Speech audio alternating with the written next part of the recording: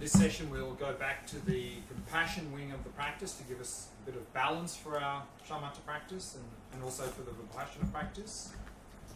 And so far we've looked at two practices there, loving kindness and compassion. So at this foundation level of teachings, the Four Noble Truths, the compassion wing of the practice often comes as a set of four practices.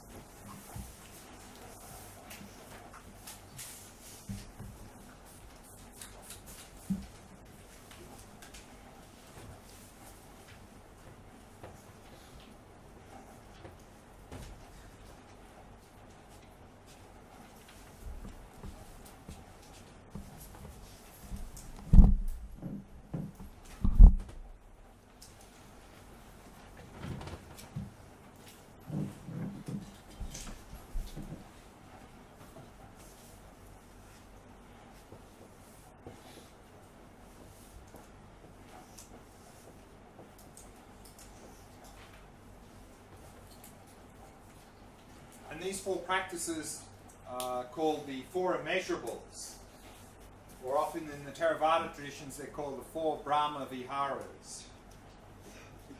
And these are four qualities we are trying to cultivate towards immeasurable sentient beings, meaning towards all living beings.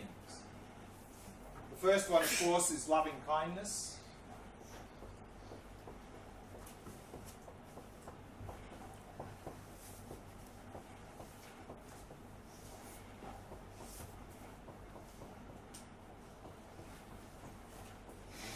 Which we already looked at.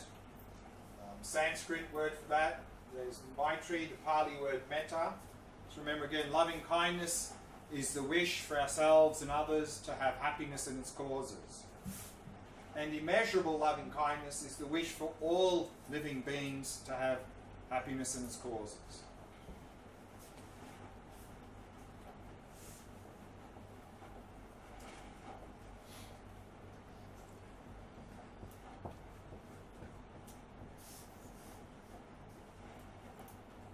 And then we looked also yesterday at compassion, which in Sanskrit and Pali is karuna. And compassion was the wish for ourselves and others to be free of suffering and its causes. So immeasurable compassion is the wish for all living beings to be free of suffering and its causes.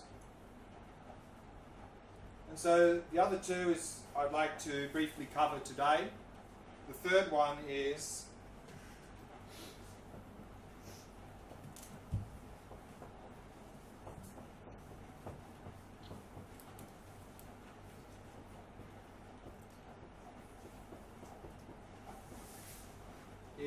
empathetic joy, or in Sanskrit and Pali, mudita. And empathetic joy is a rejoicing in our own and others' virtue and good fortune. And empathetic joy is something I think very important in our modern society in particular. Because unfortunately in our modern society we have this seemingly obsessive focus on the negative. And so therefore, and also not only do we have this obsessive focus on the negative with respect to ourselves and others, we often do that with this cognitive fusion that I mentioned yesterday. We identify ourselves with and others with negative behavior, which means we end up attacking people, we have low self-esteem, we beat ourselves up, and we end up with this fixed, biased view of ourselves and others. So of course we need to stop the cognitive fusion, but also, on top of that, we need to focus also on the good things that we do and others do. And this is empathetic joy. It's a rejoicing in this. Can you repeat the definition of empathetic joy? Yeah. So empathetic joy is a rejoicing in our own and others' virtue and good fortune.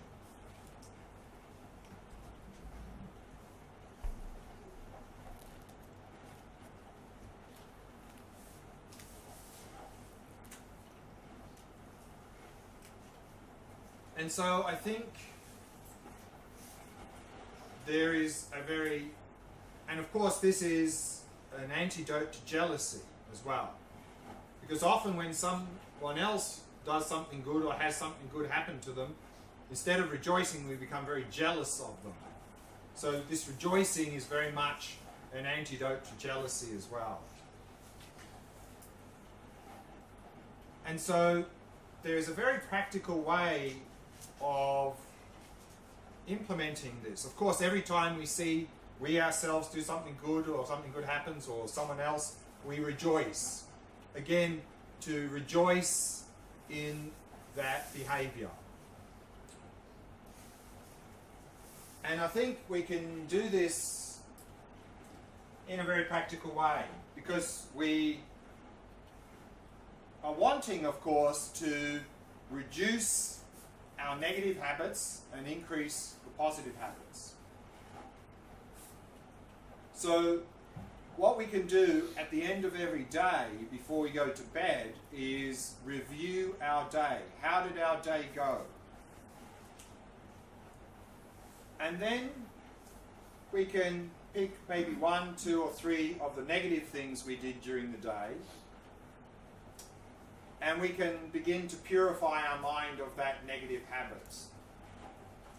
And we do that with what's called the 4 opponent powers.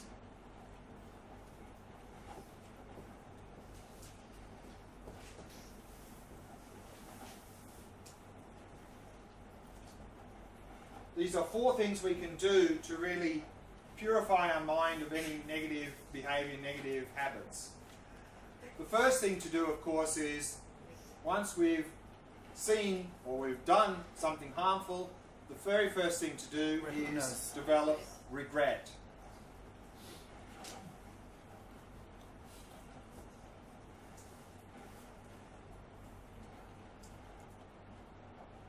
Of course, not guilt. Because remember, guilt is cognitive fusion. So if we've done something harmful and we feel guilty, we're focusing on bad me. So this is from cognitive fusion. So we don't need to feel guilty about anything. It's based on an invalid perspective. Rather, if we have the correct perspective and acknowledge, I have done this harmful behavior, then we can regret the behavior. So regret is coming from a valid, correct perspective, whereas guilt is based on an invalid perspective. So already regretting that negative behavior is weakening that habit. And then the second thing we can do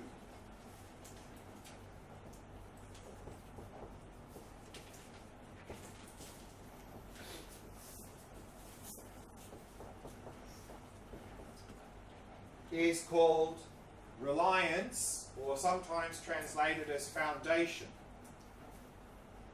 Now, we all have a positive direction that we're trying to follow in our life. And when we've done something harmful, we've sort of fallen down from that foundation or direction of life, positive direction. So the second one, reliance, is about picking ourselves back up and reaffirming the positive direction that we want to follow our life in.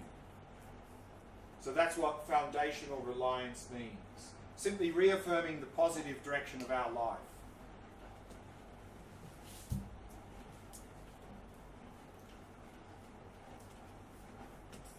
Third thing we can do is think of some sort of practical remedy for the negative behavior we did. And here we can be very practical. For example, if maybe we said something harsh to someone at work, a remedy can be simply to apologize. So if we can do something positive opposite to the negative behavior, the best.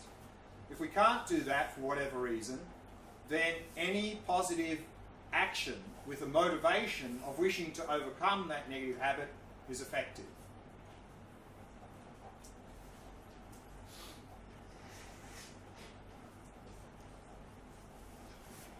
And the fourth thing we can do is what's called resolve, meaning make a strong determination to not do that negative behavior again. And here also we need to be practical. Because if it's a very strong negative habit, that we do often, there's no point in saying, I'm never going to do it again. That's just not going to happen. For example, if we're the sort of person that tells a lot of lies, no point in saying, I'm never going to lie again, because we've just told another lie. So here, if it's a very strong habit, set a time limit. And say, for the next day, I'm not going to do that thing. If that's way too difficult, for the next hour, I'm not going to do that thing. If that's way too difficult, for the next 5 minutes, I'm not going to do it. Pick an amount of time that with effort, normally you can manage. And then over time, you can expand the 5 minutes to 10 minutes, 15 minutes, an hour, a day, a week, a month, a year, the rest of our life. In that way, we can even start to break very strong habits. So ideally, here also, as soon as we've done something harmful, it would be best to go through this immediately, to have regret for that, to reaffirm our positive direction, think of some practical remedy, and make a strong determination not to do it again. But at least what we can do is, at the end of every day, before we go to bed, again, review the day. How did our day go? And maybe pick 1, 2, or 3 negative things we did during the day and run through these 4 points. In this way, we can start to weaken these negative habits and negative tendencies, negative behavior. Equally important, maybe even more important in our modern society, is to do something similar with the good things we did during the day. To balance, to focus on the good things we did during the day. So again, maybe pick 1, 2, or 3 good things we did during the day. And of course, for the negative one we're regretting, for the positive one we are rejoicing.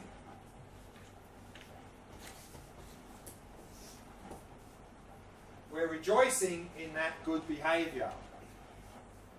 And then, like the 4 opponent powers, then make a strong determination to continue that good behavior, resolve.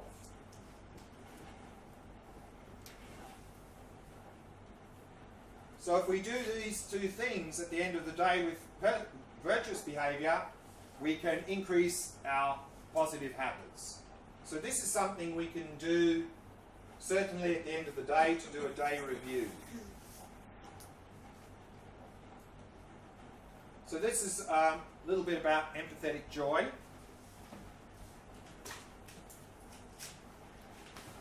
Any questions about that? Yeah. About the negative, sometimes when we don't do something, we regard it as negative. Not doing something harsh, but not doing something. Like self-blame, then it can cause self-blaming. Let's say there's a garbage somewhere and I didn't pick it up. Okay, yeah. It wasn't my duty to do it, but I could do it and I didn't do it and I could regret it. So right. So remember, there is, whenever we are blaming or judging ourselves or others, it's cognitive fusion. So then it's not a matter of should I blame or not, should I judge or not. The first thing to do is to stop the cognitive fusion. Then, of course, if we have an opportunity to do something good, and we think, no, I'm not going to do that, then of course that is not improving our virtuous. So then we can regret not having done that. So yes, we can then apply regret in terms of not having done the good thing when we had the opportunity to do that, and make a strong determination. Next time I'm going to help them or do that. But again, as soon as we start beating ourselves up for that, this is cognitive fusion. So that doesn't serve any purpose. We just feel guilt, low self-esteem, we blame ourselves, judge ourselves. This is all cognitive fusion. Yeah, what I mean is that sometimes we can go into a loop like that. That's because if we have a tendency, like you were saying, to go to that stage of blaming ourselves, then if at night we'll think about one thing, we can go even deeper in. So when we bring that situation to mind, we need to bring it to mind in a correct way, and not say, oh, this morning I was really a bad person. Rather, this morning I did a bad thing by not trying to help that person or whatever.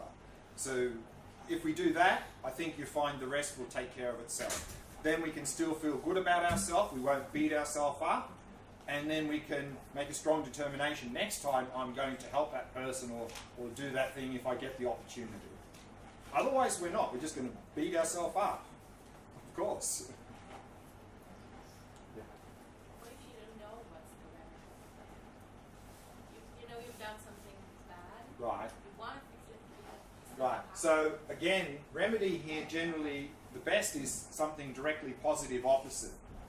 If there is nothing directly positive opposite, then simply any virtuous behavior with a motivation of wishing to overcome that negative behavior will be effective. When we're talking about loving kindness and compassion, we're talking about all conscious creatures. And today you said all living things or something. Same word. But living things are also trees. Oh, okay. Right? Okay. Now, what are we talking about exactly? Okay, when I use the word living, I mean sentient. Sentient beings. So is it human beings and animals? And of course, according to Buddhism, there are other types of life forms as well, apart from humans and animals. There are many, most of which we can't see. Okay, the fourth one.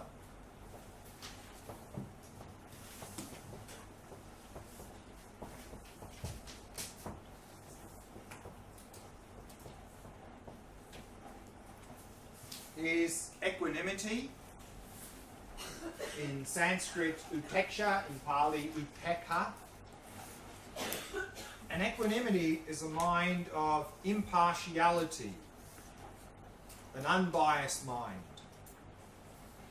Now, our mind is very biased and partial. And we tend to categorize people into three groups simply from the perspective of how they affect me. So those people around us who seem to support me in my happiness, we tend to label friend. Those people around us who don't seem to affect me in my happiness in any way, so-called stranger. And those people around us who seem to interfere with me in my happiness and maybe even seem to cause me suffering, the so-called enemy. And once we've categorized people into those three groups solely from the perspective of how they're affecting me, then of course we end up with attachment to friends because they seem to be the source of our happiness. We end up with apathy towards strangers because they don't seem to be affecting us in any way. And we often end up with aversion, hostility, anger or hatred to the difficult person because they seem to be even causing me suffering.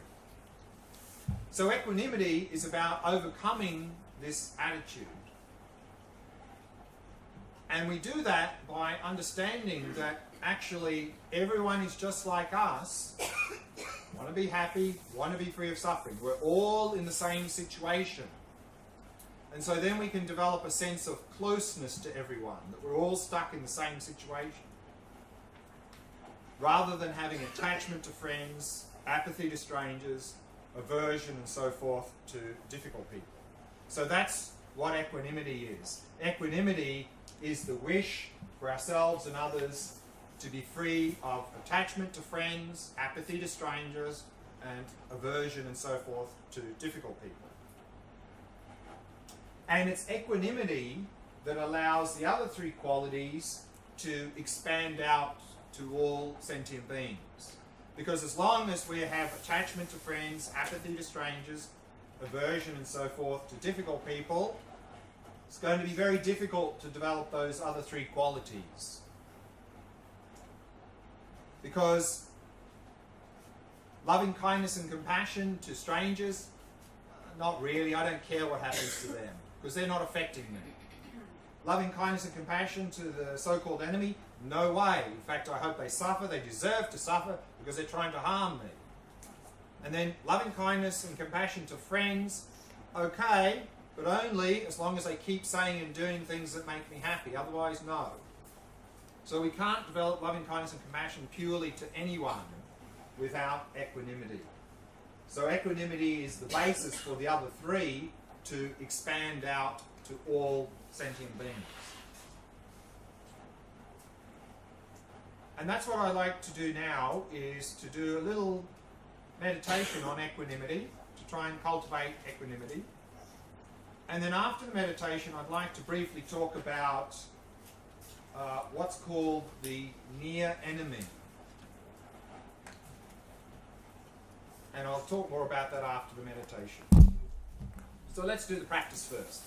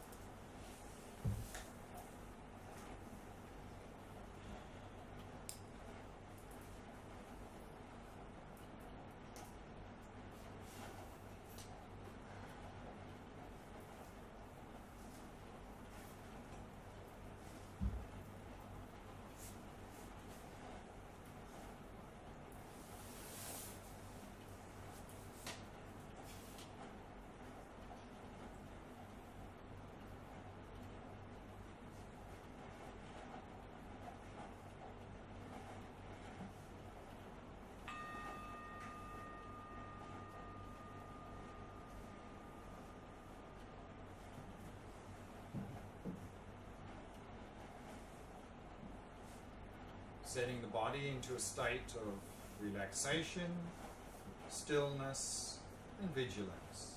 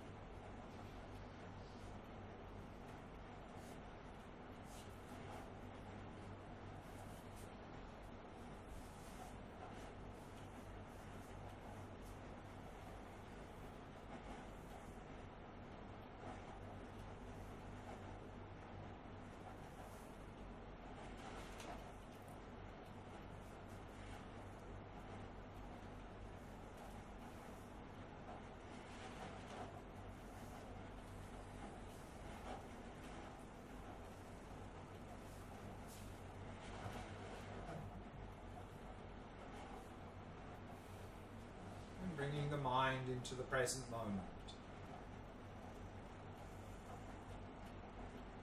Focusing on the sensations of the breath throughout the body.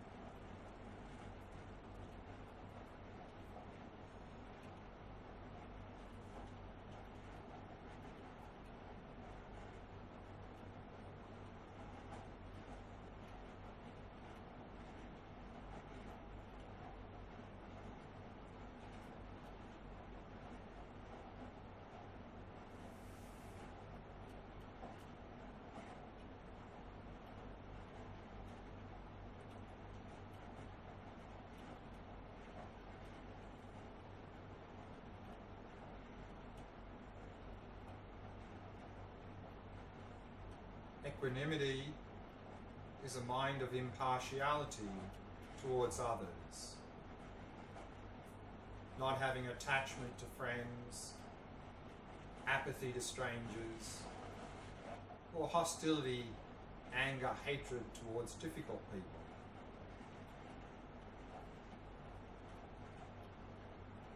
It's equanimity that allows loving kindness and compassion to expand out boundlessly.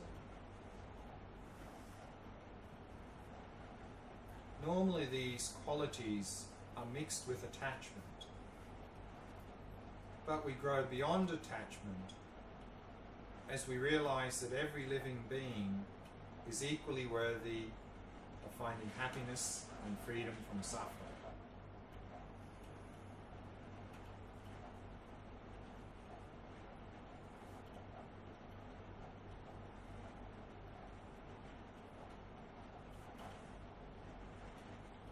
So first bring to mind a person who you know well, but is neither a friend nor someone who you dislike.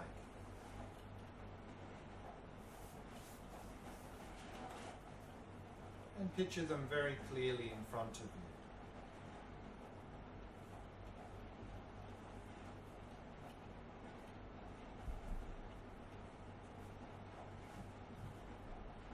This person is just like yourself in wanting to be happy and wanting to be free of suffering.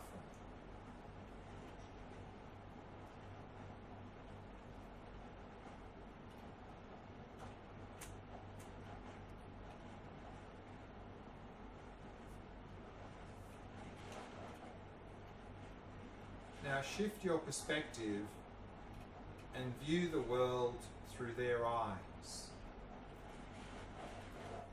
So be this person from the inside, looking back at yourself.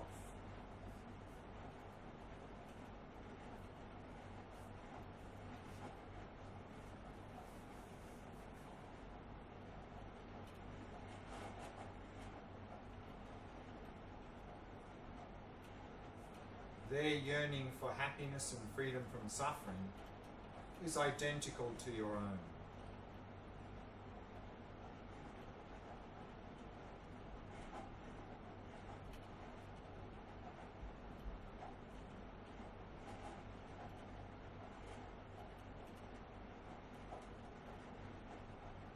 And even though they're not close to you, their happiness is no less significant than the happiness of a loved one.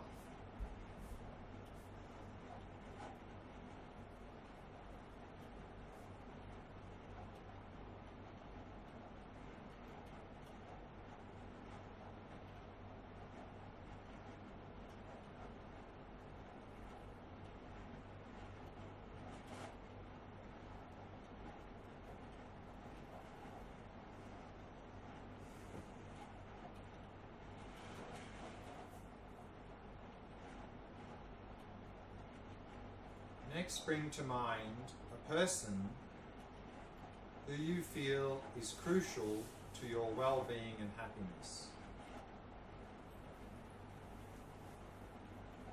A person for whom you have both love,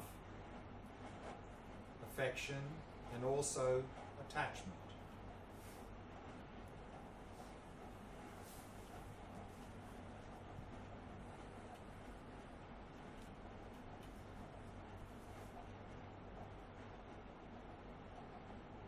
Picture them very clearly in front of you.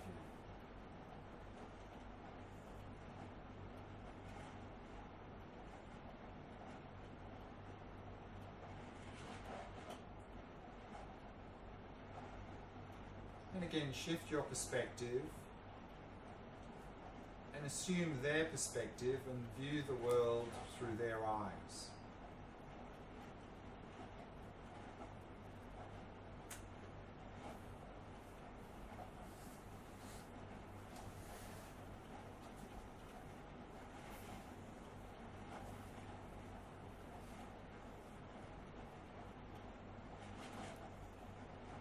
They're just a person like yourself with both qualities and faults.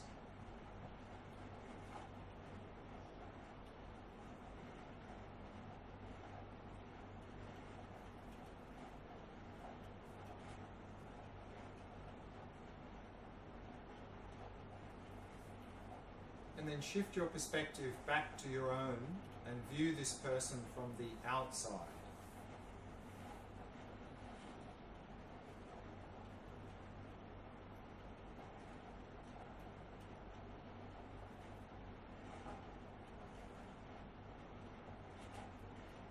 This person is not the true source of your happiness. This can only come from within your own mind.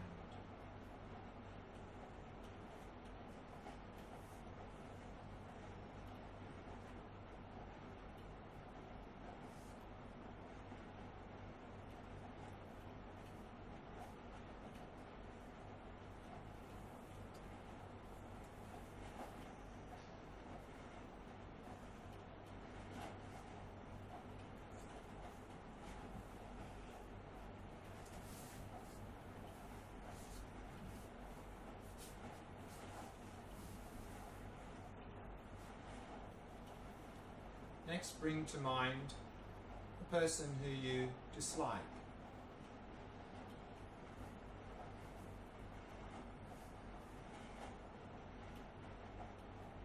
Again, picture them very clearly in front of you.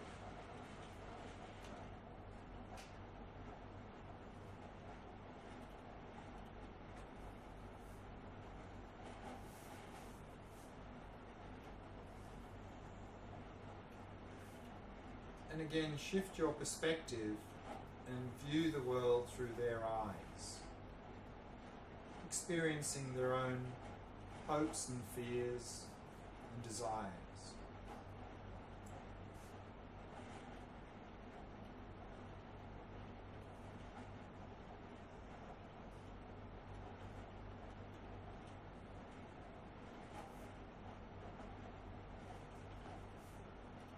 They are just like yourself, and wanting to be happy and wanting to be free of suffering.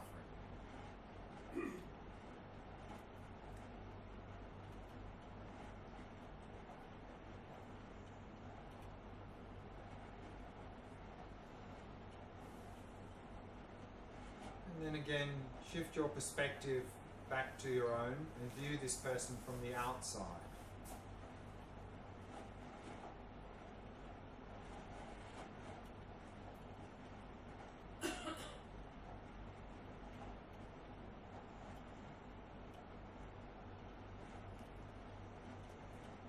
This person is not the true source of your distress and anxiety. This can only come from within your own mind.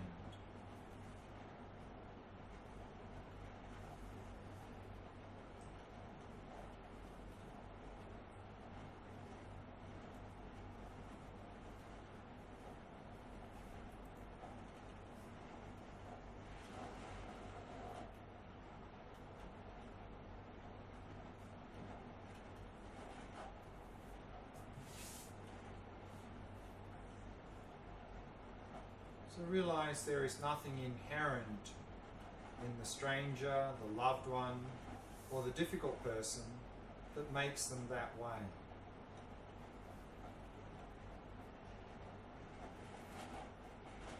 Circumstances change, and they can easily move from one category to another. Friends can become someone who you dislike. Strangers and become friends. And even someone you dislike can become a friend.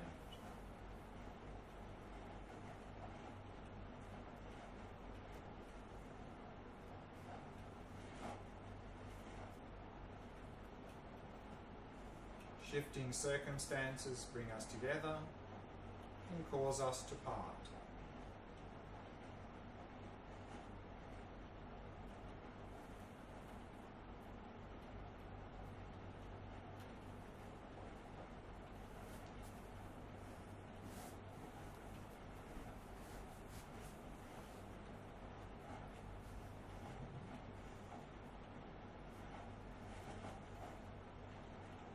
And recognize that every person is fundamentally like yourself, and wanting to be happy and wanting to be free of suffering.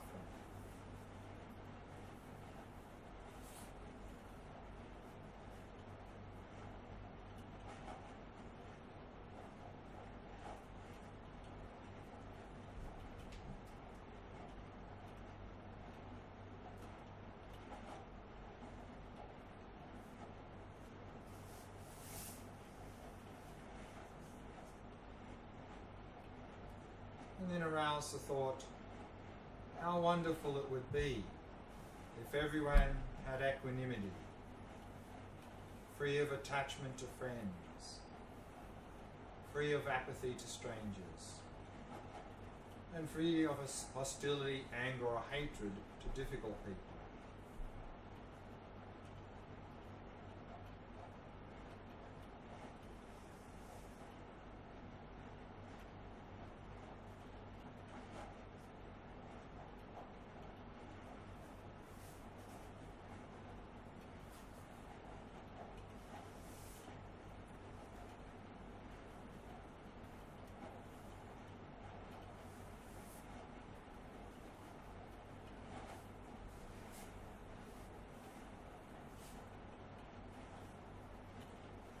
And then release all appearances and allow the mind to come to rest. Simply resting in awareness itself.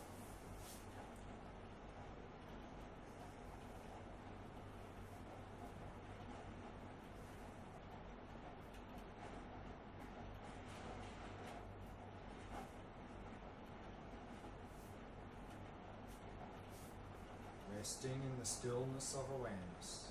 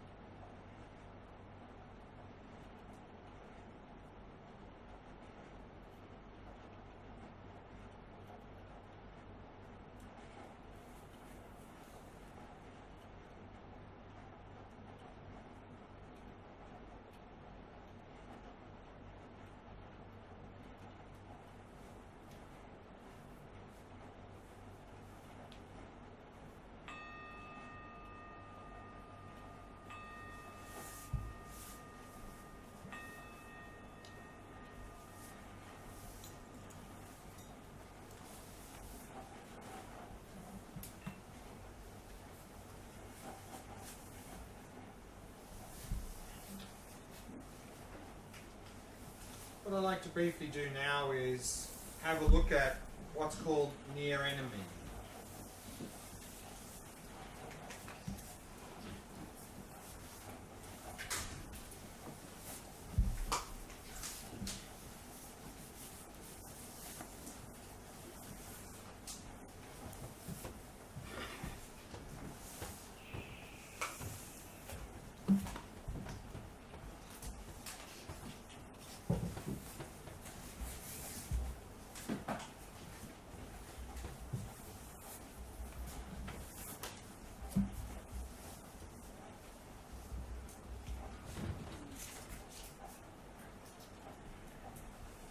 The near enemy is something that looks like that quality, but actually it's opposite and creates problems.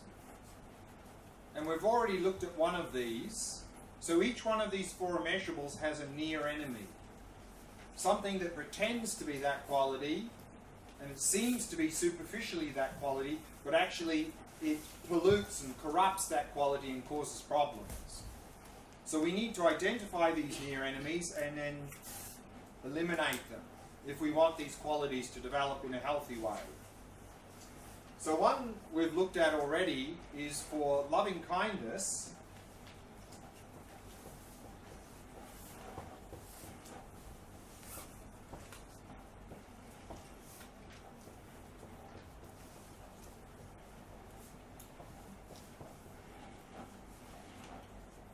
The near enemy of loving kindness, as we saw, is attachment. Attachment seems to be loving kindness, but actually attachment interferes with and causes problems with loving kindness. So if we find each one of these near enemies, we can deal with effectively using one of the other four immeasurables. They act as an antidote. So if we see our loving kindness degenerating into just attachment, then we can reflect on this equanimity.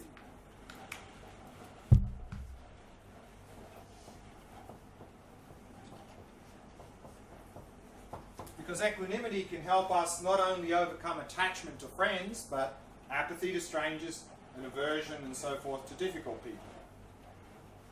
So equanimity can help overcome the attachment, the near enemy of loving kindness.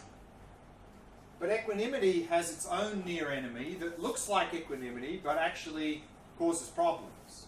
Because remember, equanimity is a mind of impartiality. But of course, we can be equally indifferent to everyone.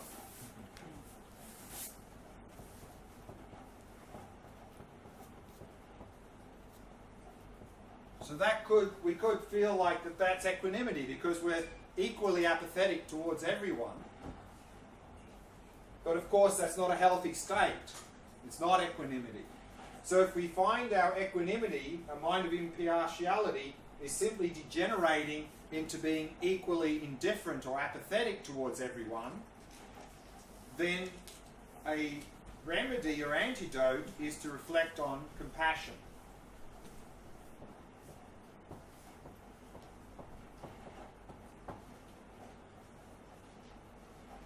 Because it's quite difficult to remain indifferent when we see others suffering.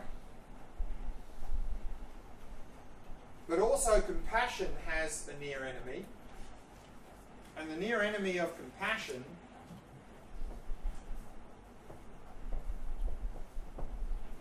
is despair. Is that we are focusing on others' suffering and we're just getting overwhelmed by that. So if we find that our compassion is just degenerating into a sense of despair, then the antidote to that is to reflect on the positive aspects, not just negative. So therefore we can reflect on empathetic joy.